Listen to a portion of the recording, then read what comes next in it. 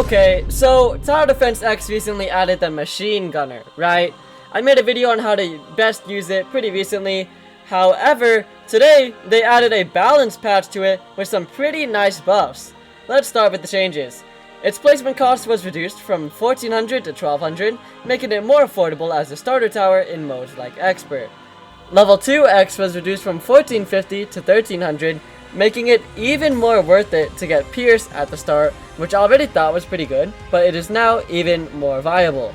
Level 3X was reduced from 6750 to 6250, but more importantly, it now has Stealth. Level 4X was continued to be made cheaper, and level 5X didn't follow the same pattern, but it got a much more important change, which was gaining flying detection and stun immunity.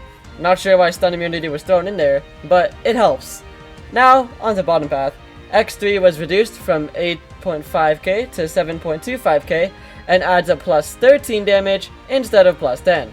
X4 was reduced in cash and also adds a little more damage compared to before, but its range also was increased in this upgrade.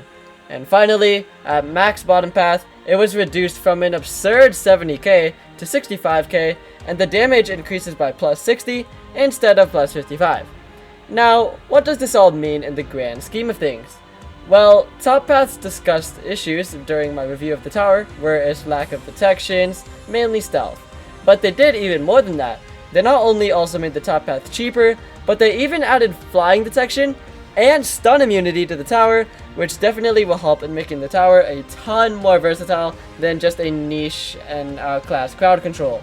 It's extremely all-rounded now to deal with crowds, single target, flying, stealth, and it just has way more usage now. Meanwhile, the bottom path, the only real issue used to be that its cost efficiency was pretty horrendous.